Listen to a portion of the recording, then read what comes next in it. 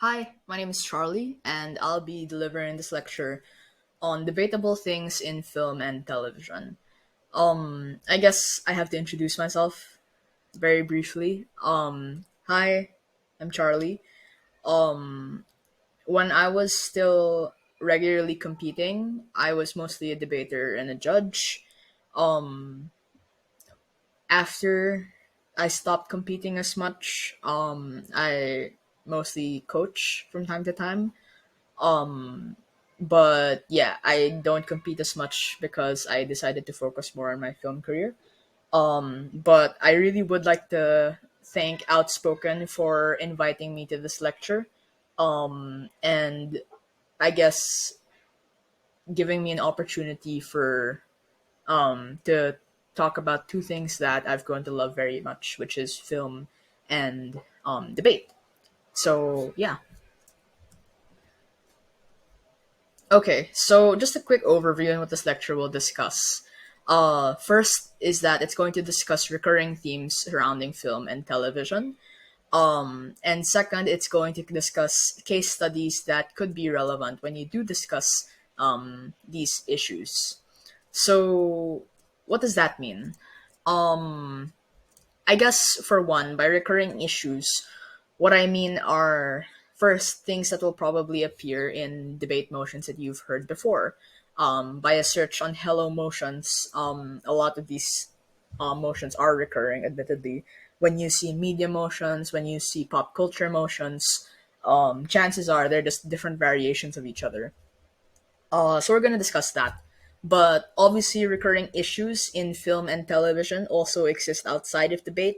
So maybe if these are things that are now buzzing in the film industry, or maybe topics that you will encounter during family dinner and hangouts with friends, then those things will also be covered in this lecture.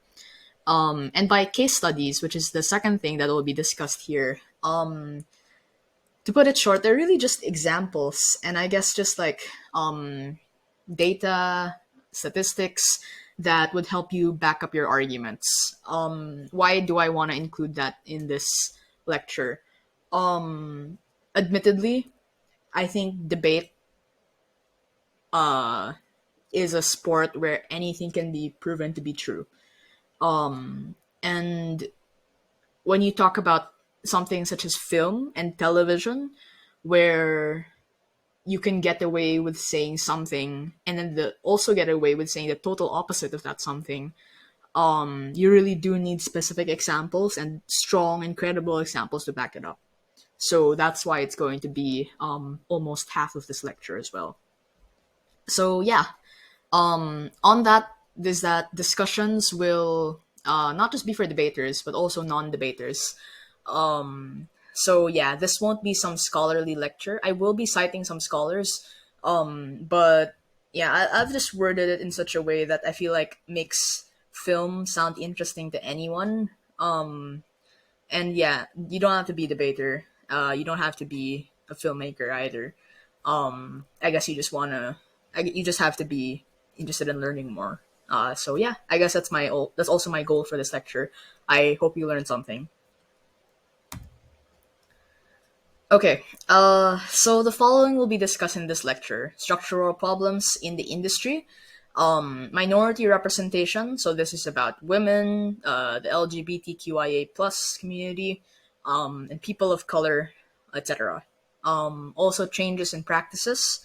There won't be a designated part for that, but it's something that is discussed throughout the lecture as well.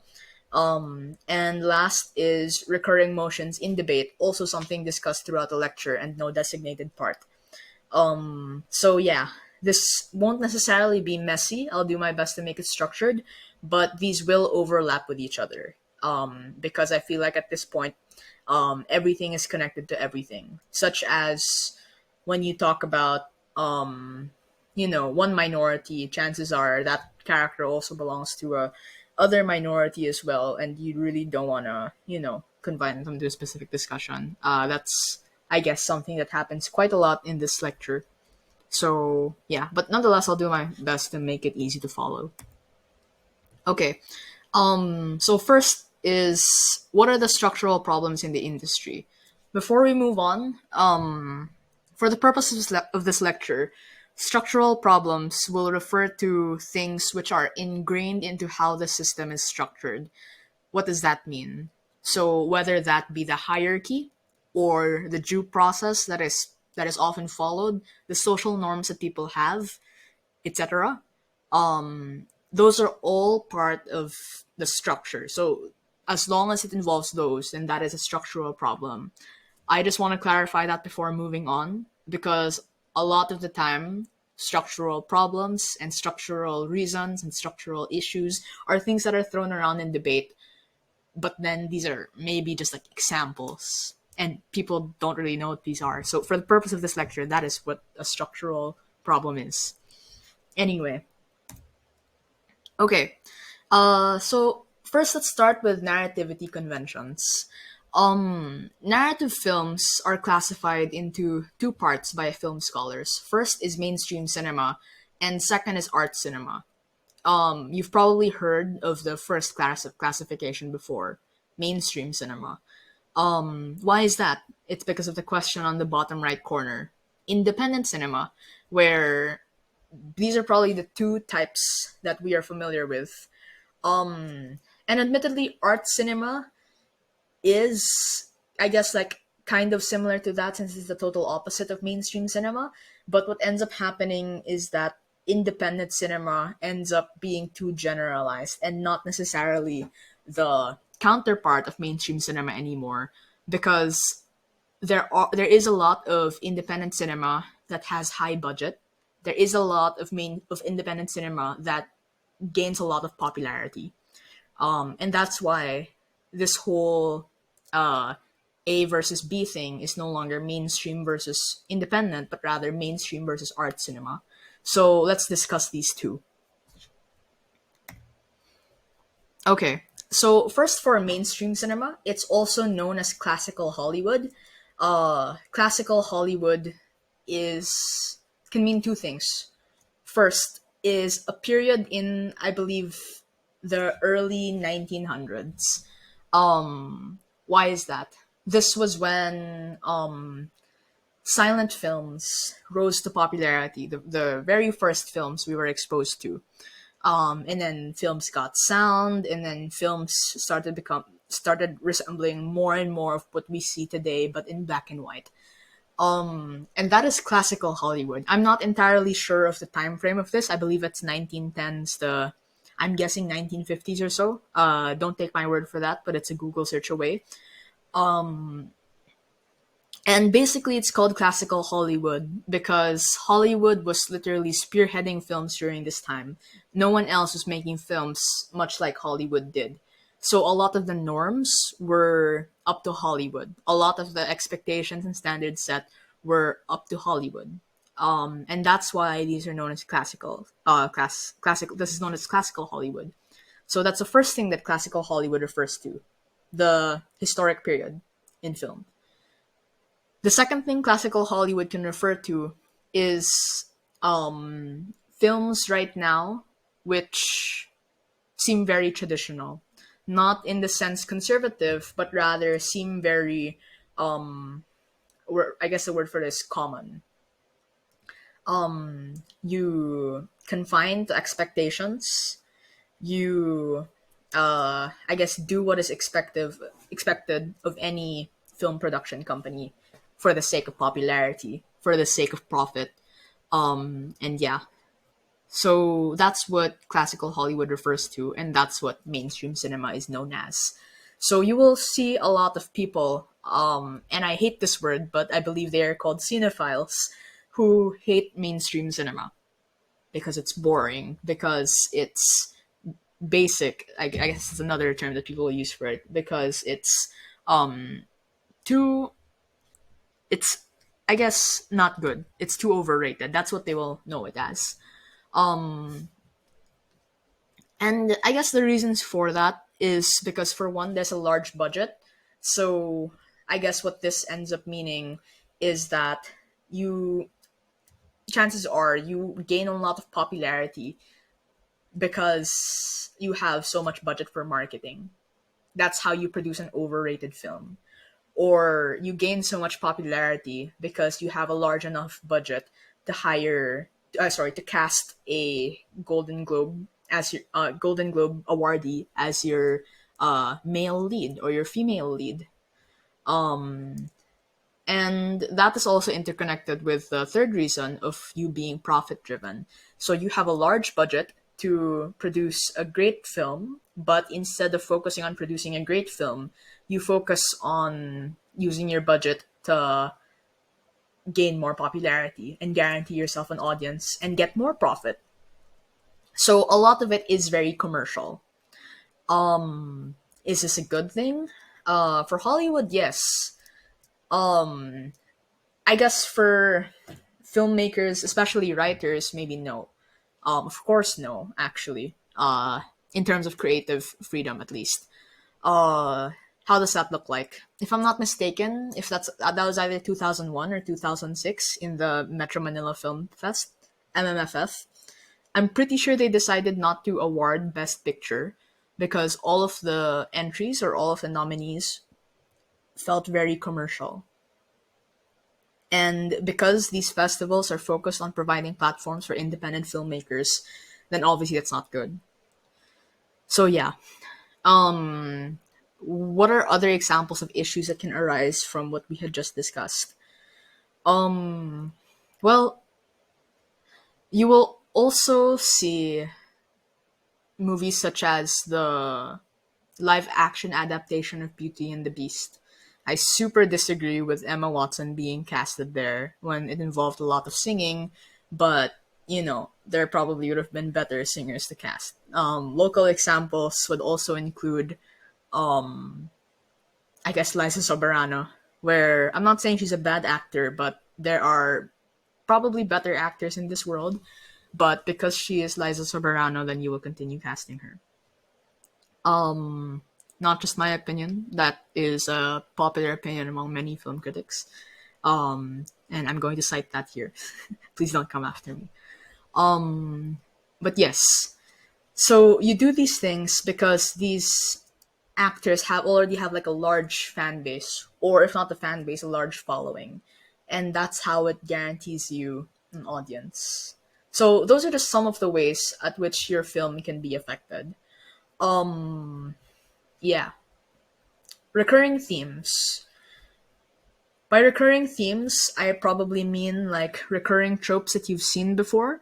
So this will look like true love's kiss, love triangles, love at first sight, obviously for romance films. There's also this whole thing with social commentary now where films are branded as social commentary when I don't know. Sometimes they aren't, but they're branded as that. I won't get too deep into that. But yeah. Anyway, recurring themes are basically an outcome of the previous bullet points because when you are profit driven, you still want to guarantee yourself an audience. So in the same way, how you're going to cast an actor that the audience likes, you want to talk about topics that the audience is already familiar with or that the audience is comfortable with. Because that's the thing about mainstream cinema is that these classifications of mainstream versus art cinema already sets an expectation with the audience members, right? Like, chances are the person watching this Marvel film is a person who has watched previous Marvel films before, so there are set expectations. This is also the same reason as to why you end up getting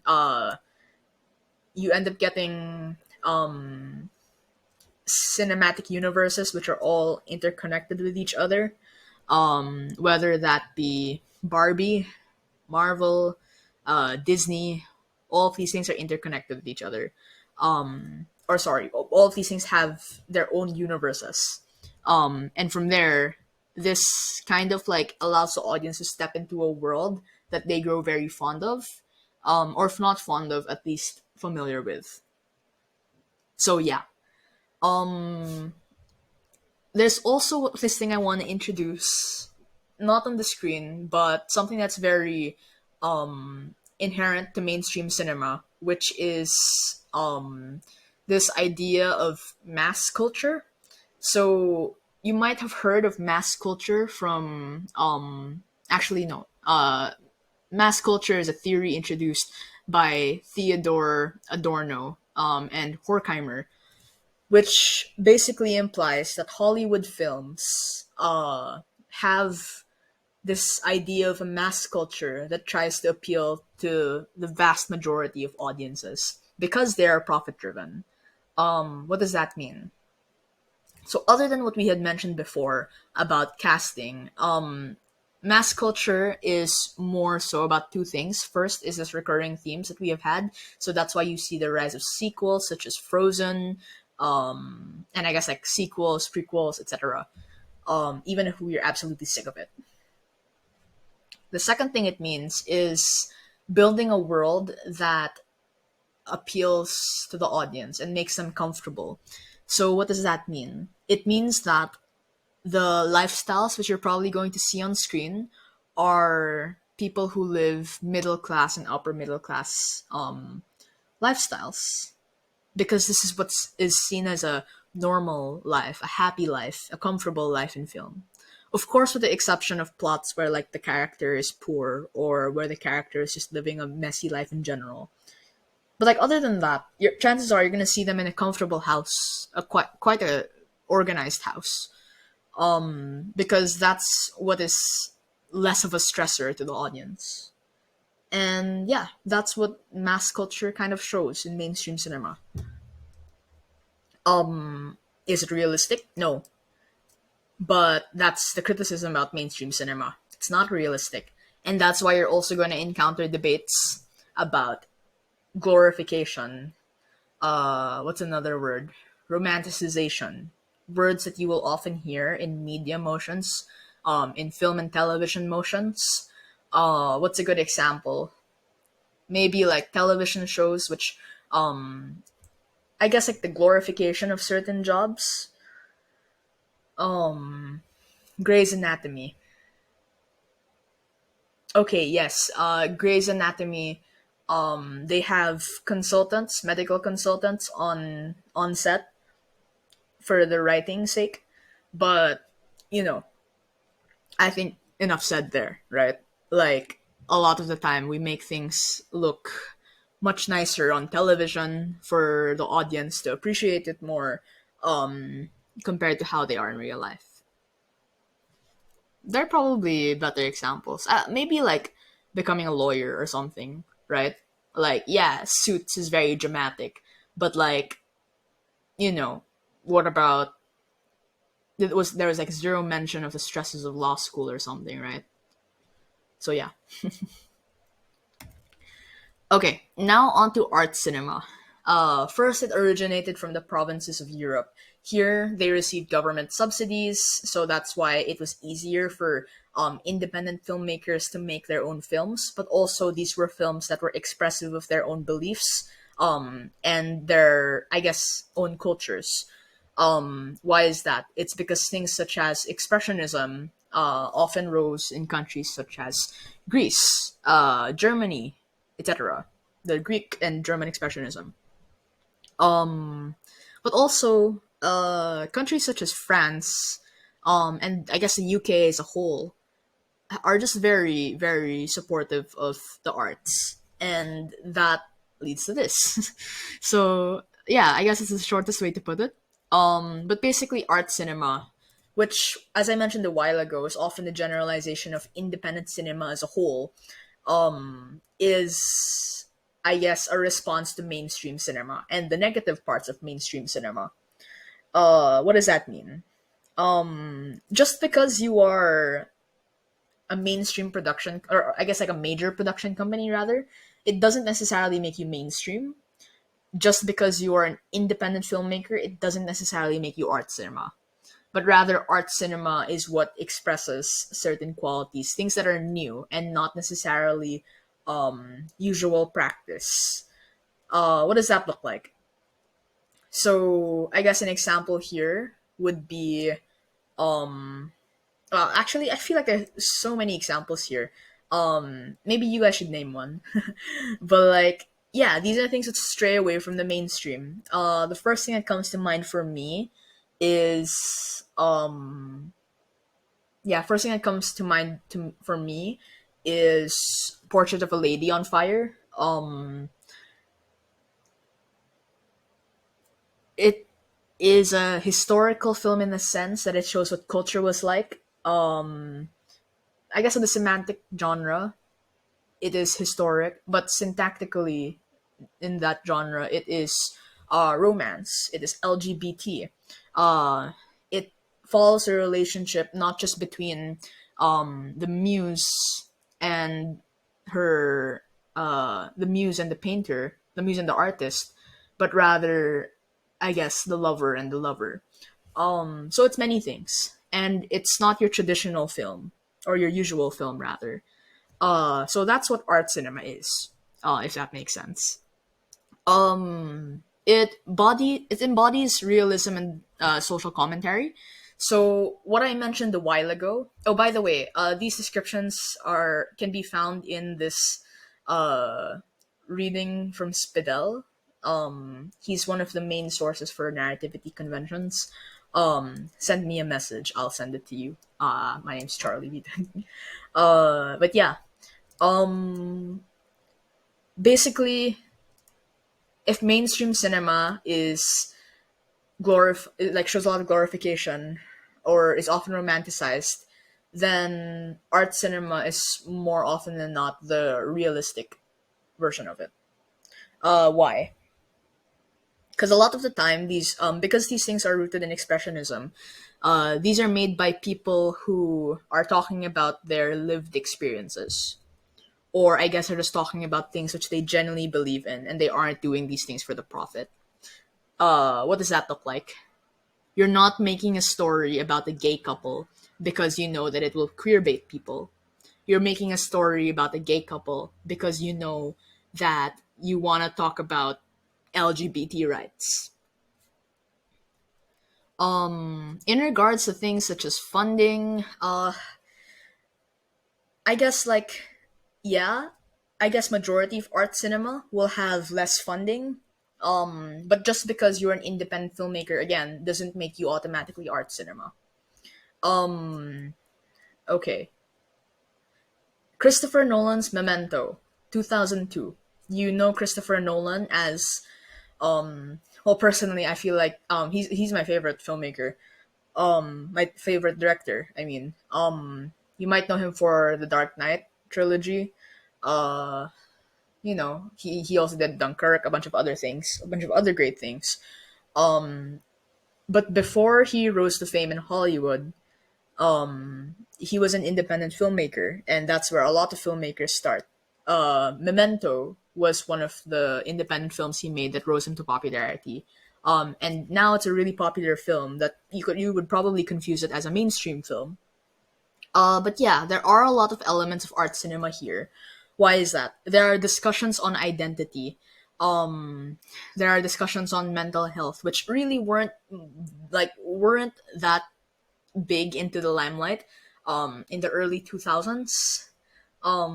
Even in like by the 2010s, not so popular, right? So yeah, there are a lot of elements of art cinema in this film. And that's not because it's an independent film, but rather because of the subject matter of it. Yeah, I hope that makes sense. Okay. Another structural problem, I guess, that we have here is media and beauty standards. So this is not just about people, but it's also about, I guess, the world that you create. Why is that? I guess just a brief discussion on how this looks like for people. I didn't put it on the slide because I feel like you've heard this many times in, I guess, whether that mean debate or daily conversations. Beauty standards. You will often see whitening products in the mall, or maybe the gay character being casted in Netflix films is often slim, muscular, Caucasian or something, and just attractive to both. someone who is attracted to men, someone who isn't attracted to men. Sorry, to both someone who is a part of the LGBT community and someone who isn't. Um, yeah. So that's how beauty standards look like. It also looks like, I guess, the women that we cast. You will, um, I guess, like this in terms of body shape, skin color, etc. So yeah, we won't spend too much time discussing beauty standards because you will hear this again in the next slides. But anyway, what I want to note is that beauty standards also become an issue outside of not just for the characters and the casting, but also with the world that you built. And this is where I introduce you to Theodore Adorno and Horkheimer's theory on mass culture. Mass culture should not be mistaken with pop culture. Why is that? Popular culture are things that are created by us, the audience members, because these are things that we like. These are trends that we create for ourselves and we show appreciation for willingly. As opposed to mass culture, where these are inherently rooted in things set by the industry. This is where we get into the discussion about it. Why? Where films often present comfortable lives, of course, with the exception of plots about like people who don't live comfortable lives, such as the poor, or people with mental health struggles and stuff. How does that look like? So chances are the characters, especially if this is a Hollywood film, will often live in middle class or upper middle class households. Why is that? Because you want to avoid eyesores to the audience. There's no reason for you to make the audience feel uncomfortable if it doesn't aid the story. So insofar as this is just another romance film, or it's just another film about becoming a lawyer and stuff, then you want to put this person in a comfortable house, living a comfortable life, because you don't want to create other conflicts for the audience. So yeah, that's basically this whole idea of mass culture. That's the first prong of mass culture, where it's very, I wouldn't say capitalist, but rather um it's an unrealistic depiction because that's not the life that everyone lives. But at the same time, it's a life that encompasses everyone, whether you be someone who is part of the middle class or someone who is part of the lower class, but rather just wants to seek entertainment, right? So yeah, that's the first thing that mass culture theory entails. The second thing is recurring themes, plots, and tropes. What does that mean? So I'm not sure if we brushed upon this a while ago. We probably have, because this is like the nth time I've tried recording this lecture. But like it's basically you or it's basically a safety measure for filmmakers or production companies where they want to repeat certain themes or angles that they've taken before because these things made a profit before. How does that look like? The rise of sequels, the rise of prequels, cinematic universes that all connect every single character, so audience members will keep wanting to come back to theaters. Marvel Cinematic Universe, Barbie Cinematic Universe, Walt Disney Studios.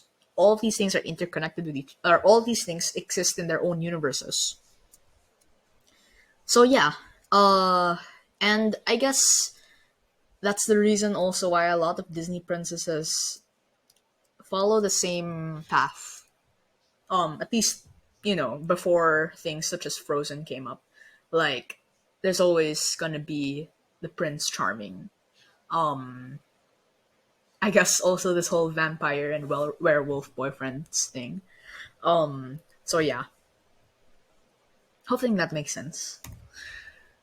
Okay, now for minority representation. Um, let's start with women. So women in film and television, the Bechdel test.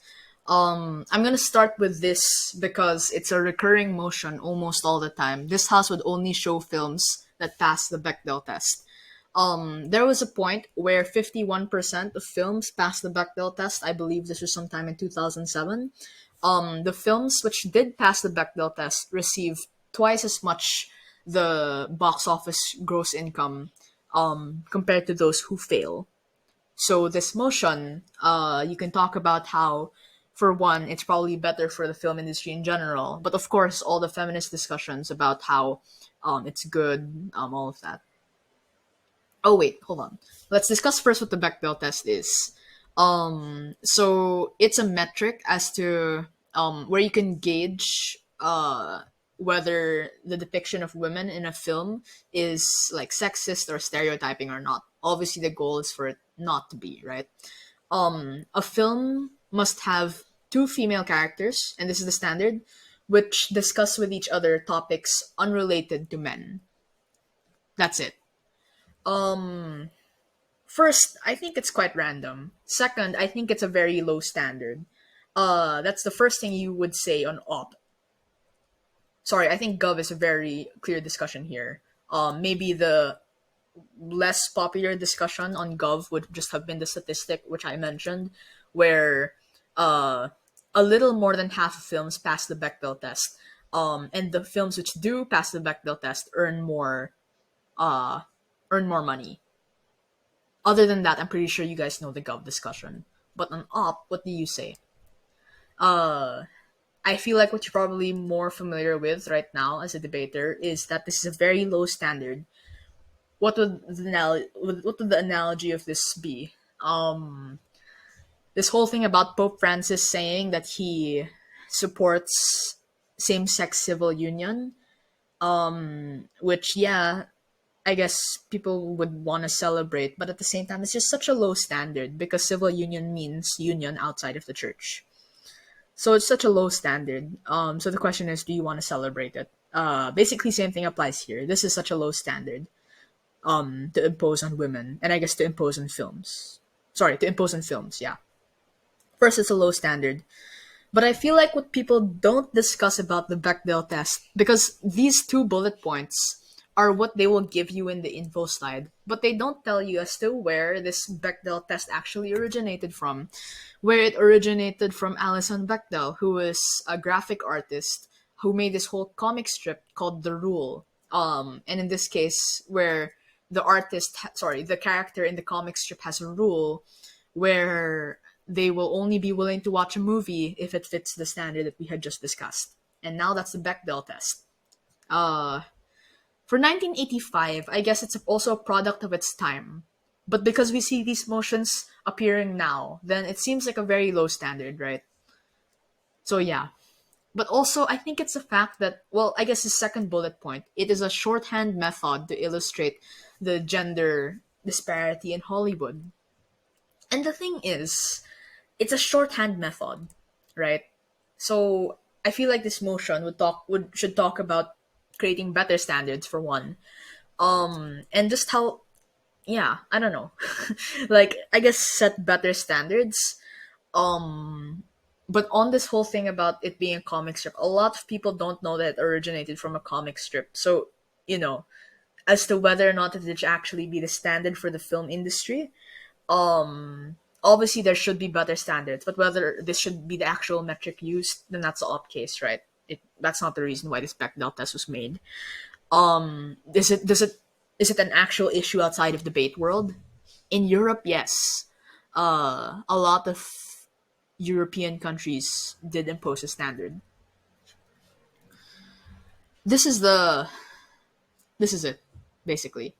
I'll give you a few seconds to read through it. So the title is The Rule, made in 1985 by Alison Bechdel. Want to see a movie later? Blah, blah, blah. I'll only see the movie. So on and so on. Okay. Okay. On to this idea of the male gaze. Um, you've if you're on social media, you've probably heard about the male gaze already. Admittedly, I think it's thrown around a lot, and a lot of people don't know what's actually considered the male gaze. So let's just discuss it.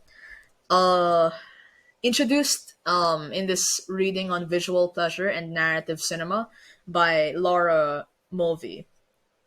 This is probably one of the most popular readings assigned to film students at this point. Basically, the male gaze assumes the role of women in a film is to be the object of those of men. Where do you see these things manifesting? First are camera angles, where maybe the camera is positioned in such a way where it, I guess, like slides down, like glides down the woman's body, or perhaps, I guess also from the audience members, where is this pleasing to the audience in general, but also the characters. Look at comic books, how women are dressed. I guess superhero films, in the film context. You will also see, I guess, in the Philippines. So because we are okay, hold on. Before you get into that, in Europe, so okay, I had to take like Spanish classes for like 6 years in high school, and we watched a bunch of Spanish films. And even if I went to a Catholic school, it was inevitable for us to watch Spanish films with a lot of topless women. And that was because sex was very normalized in especially Spanish films. And this is because these things aren't, like, problems for them. It's normal for them, as opposed to us in the Philippines, where, yeah, we're a Catholic country, but like you're not allowed to be stream like you're not allowed to stream your film on television if, let's say, there's a topless woman, right? Like, but then there are ways that they go around it, and still the male gaze applies even if these regulations are there. How does that look like? If you're not allowed to have a topless woman on screen, then what you're gonna do is that you're gonna make the woman wear a white t-shirt without a bra and then pour water all over that shirt. So that's what film companies in the Philippines do to acknowledge that the audience has the male gaze, but at the same time still pass these regulations to be streamed because they are profit driven. After all, you do the male gaze also for profit because you want people to watch, right? Uh, but now, is there a female gaze? And the answer is yes, but it's not what you think it is. Why is that? So you can read what's on screen. Basically, the female gaze is not the objectification of men in return. And by the way, that's another film. Sorry, that's another debate motion. This house supports the objectification of men, and I think it's more often tied to things such as like K-pop groups or something. Um, at least in the last tournament I saw it in. But anyway, yeah, like the female gaze is rather trying to show the experiences of women in this male-dominated world. What's a good example of this? And I guess, like, I don't have visual images since I honestly wasn't sure if I was allowed to include this here. But just do a quick Google search. First is Harley Quinn in Suicide Squad, the movie, where the way the camera pans, the way the camera frames her is like while she's dressing up, like it starts from her ankles, where she's wearing nothing but underwear, going up to the top, and then she puts on her shirt. That's the male gaze. But then she then is given her own film, years later. I forgot the title, but I'm pretty sure it's just about her. And it's not about her being a love interest of Joker, but it's about her being a woman. It's about her, like, being the person that she is and what makes her a villain. And in fact, I guess like a more humanized villain. So yeah, um, the earlier, sorry, the former is the male gaze, and the latter is the female gaze, because the first objectifies her quite paramountly. And the second puts us in her shoes. So yeah. And then we talk about Disney princesses. Um, in general, Disney princesses are rooted in fairy tales, and fairy tales are rooted in folk tales. Folk tales are way darker, way more traditional than than what we eventually read in fairy tale books. Because I feel like what most people forget about Disney princesses is that they're not just about fairy tale books, but they're about the folk tales that existed before these fairy tale books. So yeah, that's one thing about Disney princesses. But second is that they're targeted at a younger audience. What does that mean? That these Disney princesses are supposedly role models to them, that there are family values that are shown, or I guess like values about kindness and all of those things. Um, but then that begs the question: are Disney princesses good role models? Um, and I guess yeah, you show them with good values, but at the same time, they're often showed with values that are, I guess expected of women. And I'm not just talking about, these I guess like love interests that are so prominent in films. Sorry, I just got a haircut, so I'm also just super conscious about it. But anyway, I'm not just talking about the love interests that you always see again before films such as Frozen, but like I guess the traits that they will put where this has to be someone who cleans the house, who does her chores, who listens to her mother, who can sing and dance and is just so kind with animals. And that's what made Mulan such a turning point, right? Because she was willing to fight. Actually, I wrote this paper in film school about about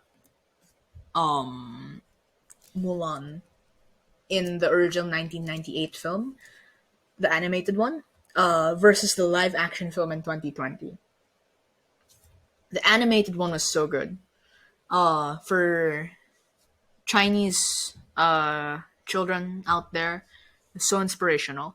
Um, it was during a time where people had almost always told their like where education still wasn't that common among Chinese women. Also, we were expected to stay in our household, etc.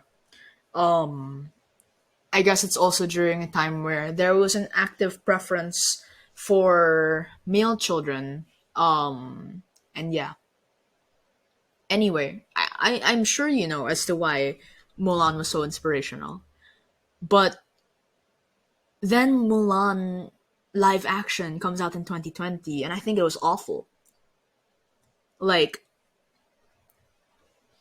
for one, in the first Mulan, she fights for her family. In the second Mulan, she fights for her nation, which was clearly discriminatory of women already, and had like this evil emperor. So why are you fighting for this nation? That's the first thing. The second thing is that from the very start, Mulan was already a skilled fighter, uh, which which I think just takes away a lot of the journey. Um, yeah, again, send me a message if you want to read the paper. But like the thesis of the paper was Mulan from 1998 to 2020, how the live action adaptation disempowers empowered women. Yeah. It's a lot. I can also send a YouTube video on it. But yeah. Okay. Um and I think they're all often said to all be like more progressive recently. Again, such as Moana and Mulan, Elsa. But again, Mulan. So just for the sake of debate, when someone enters around and says that Disney is now being more progressive, you bring up this Mulan example. Sorry. This again is also a debate lecture. You bring up this Mulan example and say, fine, maybe Disney is trying, but they are pretty inconsistent. 2020 was not too long ago. And it was also awful timing because this was during a time where there were a lot of domestic violence cases rising for women in 2020 in China. So, yes.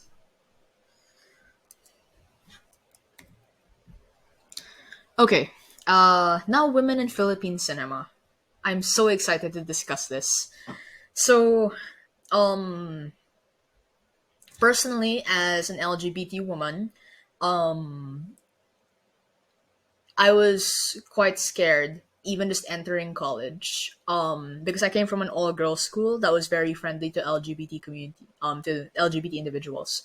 I'm so glad to have entered the college which was also very safe for me, and like they treated me no different.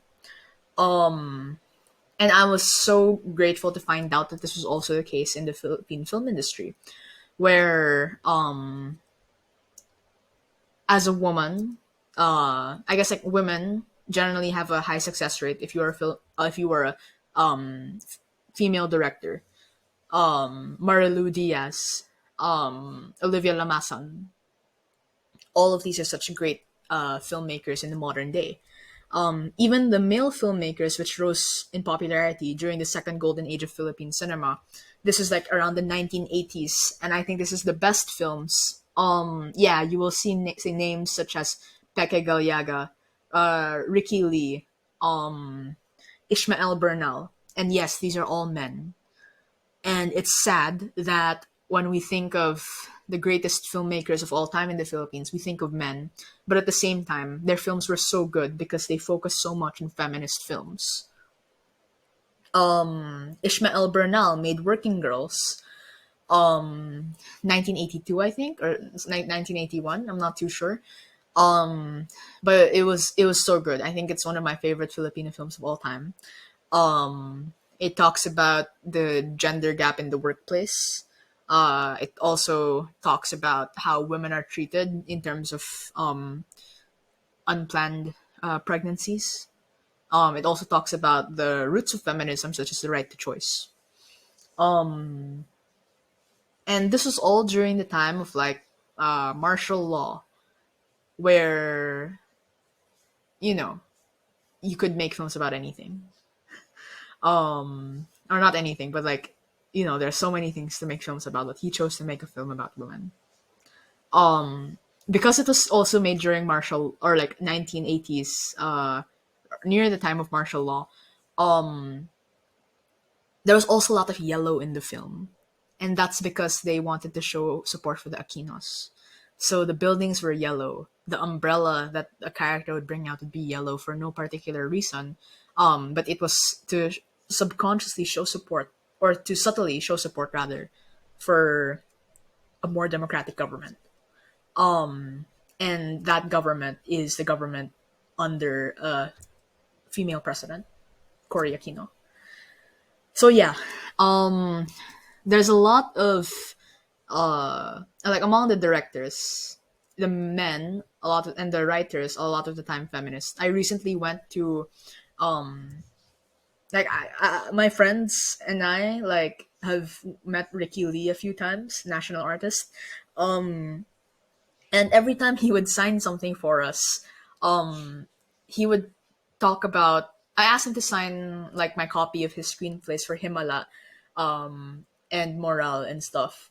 And what he wrote was that this is a copy of my early attempts at giving voices to women in film. So he really did dedicate his life to that. He also wrote about LGBT characters as well. Uh, and yeah, like in general, there's a lot of female presence, feminist presence. And of course, that doesn't take away from the fact that there's the Viva Maxes of the Philippine film industry, or there is Viva Max in general. Viva Films, major production company, but they objectify women so much. If you're looking for the male gaze, then you have it in Viva Films. And they're known for it. So I don't think I'm gonna get canceled for saying, or I don't think I'm gonna jeopardize my career for saying this here, because I think at this point it's a known fact. Um, so yeah, like you still have those people there. Um, so yeah, it doesn't discount those, but like that's where the whole mainstream versus art cinema then comes into place. Maybe people such as Olivia Lamasan are more on the mainstream side, but like, I think enough said. Okay. Now for LGBTQIA representation in the in film and television. So I think the first thing we should talk about is the nature of this representation. Most of film and television depict LGBTQIA characters as normal and likable. And this is true. But the question is, how do they do that? And is that really a good thing? Like, does it turn out well? Because what does it mean to depict them as normal and likable? It doesn't disregard the fact that a lot of the time we do these two stereotypical tropes. We all love the gay best friend. Um, what makes them likable? Is it because they look like just another attractive Caucasian or Latino man? Right? Like all of those things. Likable. Is it because she's an attractive woman and you are a man who likes watching her make out with another woman? In the 90s, lesbian kisses were often fetishized, to the point that cheerleading competitions had to ban them because they were used to gain points from the judges. So yeah, um, even in early 2000s research and articles, they will say that most characters are depicted to be likable and normal. And again, on paper that sounds good, but then you question, is it actually good, right? For all the reasons that I just said. Okay. And now we have this whole thing of queer baiting, and maybe this is what is more recurring in motions nowadays. Um, Personally, as an LGBT advocate myself, I don't think there's such a thing as queer baiting in the real life context. Why is that? It's because when you say that someone is queer baiting, it's kind of like you're forcing them to come out, because you're accusing them of queer baiting because of the way they dress, because of the way that they act. But if you're accusing them of that and blaming them for queer baiting, then that's kind of saying that they should come out in order to be able to do those things. And you never want to do that to, an individual. Like, let's say they are LGBT. Like, in the case that they are, you shouldn't force them to come out. So that's why queer baiting isn't, shouldn't be a thing outside of the film context. But it is a problem in the film context and the television context and media, especially, or media as a whole, because you do these things to get an audience. And how do you do that? Legend of Korra and Asami. There's no explicit mention of them being an LGBT couple, but it's actively teased. They hold hands in the end. I'm sorry for these spoilers. I should have warned you guys in the start. But yeah, all of those things. But there's no explicit mention of it. And because these aren't humans, these are characters, then yeah, like that's when it becomes a problem. And this is also where I can discuss this idea of the Netflix formula. Um, or Netflix originals will again cast this gay character who looks attractive. That's what the industry calls as the Netflix formula, and it's looked down upon because that character is exclusively there to queerbait. Okay. Now what about Oscar baiting? There are films which show elements of art cinema that are accused for Oscar baiting. We can go back to this whole idea of Portrait of a Lady on Fire, the film I mentioned a while ago. I think it's a good film. It has a lot of good things about it, such as historical accuracy, great cinematography, discussions on women, LGBT, and I guess the Europe context in general. Um, and because it covers so much ground, it's accused of being Oscar baiting because it covers so much ground but doesn't do any of them exemplary well, right? So kind of like being a jack of all trades but not mastering anything or not being an expert on anything. Um, and you don't know if these things are intentional. You never do. But this is what you kind of know as Oscar baiting, and Oscar baiting is an actual issue. I don't think it deserves a designated PowerPoint, like a designated slide. But if you want to bring it up in a debate, go for it. Or if you want to read more about it, go for it. Okay. Uh, People of color in film and television. Why is this slide empty? Because I think it's a lot. So um, there's no way to say that depictions in the past were all bad. Uh, but at the same time, there's also no way to say that all depictions now are good. Um, but I guess what I want to talk about right now, and again, this slide is empty, so focus on what I'm saying, is D.W. Griffith's Birth of a Nation. D.W. Griffith was a highly regarded filmmaker. Um, if I'm not mistaken, he was commissioned to make this film. And this film was a blockbuster, but it was so racist. Like black people, actually, the actors in this film were actually white people, um, given given cosmetics to make them look like people of color. Um, that's the first thing. The second thing was that the black people were depicted to like be eating food very messily, and then putting their feet on the table during town hall meetings, and I guess like in general committing a lot of crime. And that's Birth of a Nation for you. It's not good. And this was already during a time where the Ku Klux Klan was already like quite inactive, but after this film came out, they became active again and they were welcomed back into the world.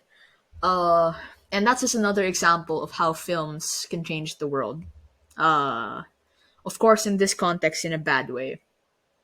If you want to see things in a good way, I suggest you look at films from the second golden age of Philippine cinema. Why is that? It's because of a time where censorship was so um like so bad that in order to get your film screened and film approved, they would have to read through your scripts.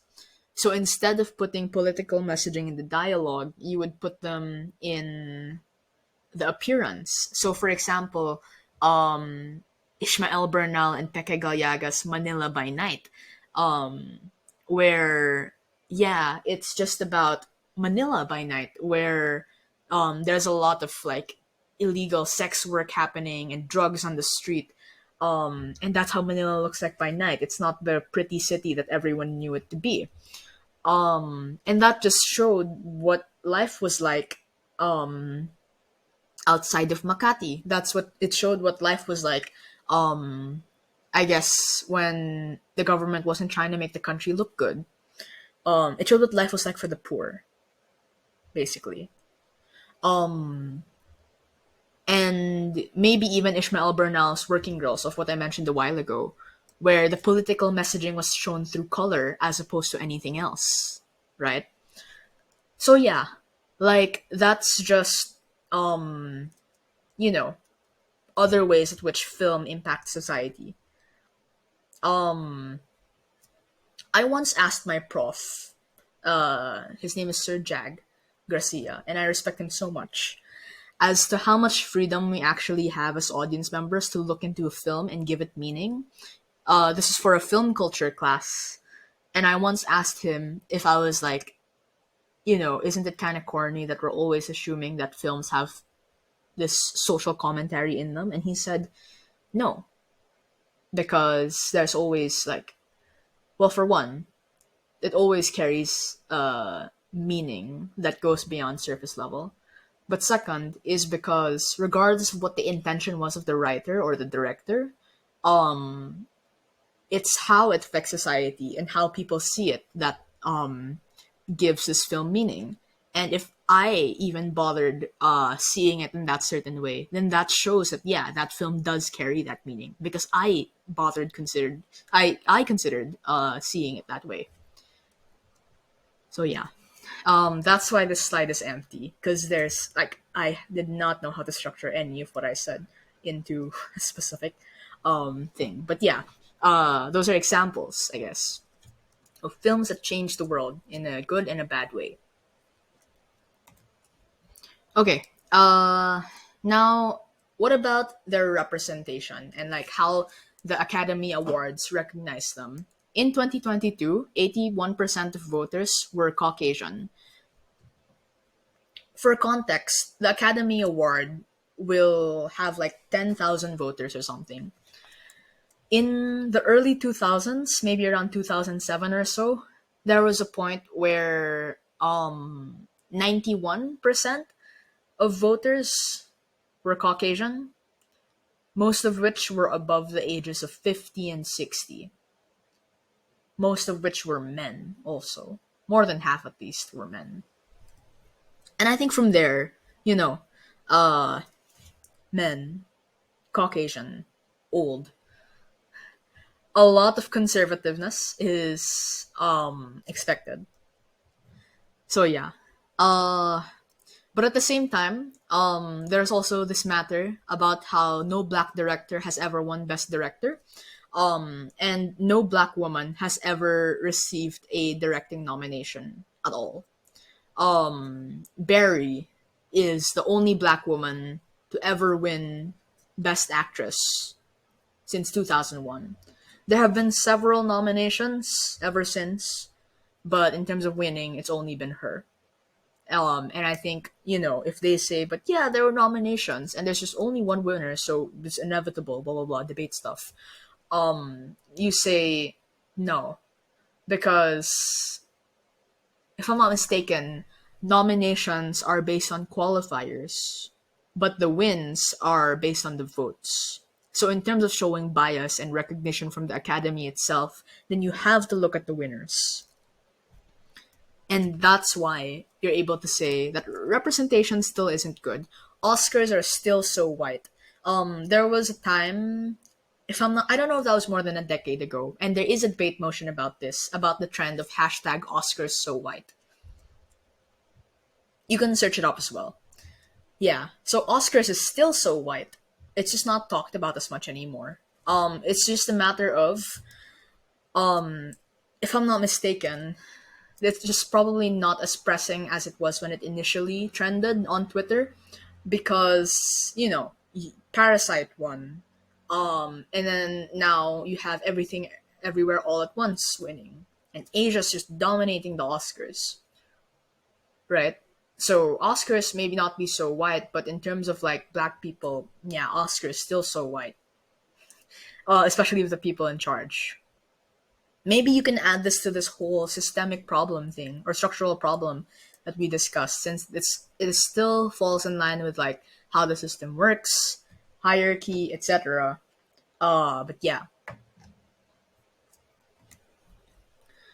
Okay. Now black exploitation, and now we're nearing the end of the lecture, if I'm not mistaken. Um, it's a genre in film popularized in the early 1970s. Uh, and here, basically, the series of films that centered black actors targeted to black audiences. Why is that the case? In the same way how you want to feel represented and stuff.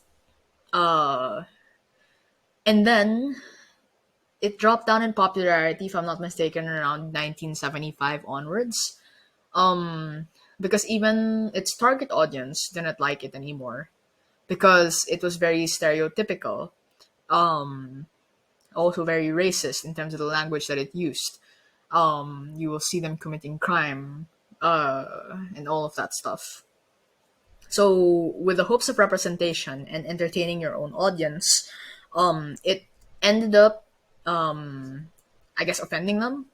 Um, so, admittedly, there's no way in like tracking the root of what caused it to die down. And maybe this is the debatable part. Is it the lack of profit because people didn't enjoy it as much anymore? Or is it the ethicality of it as a whole because it was racist and times got more progressive? Um, so yeah, that's just another thing. So why did it fall?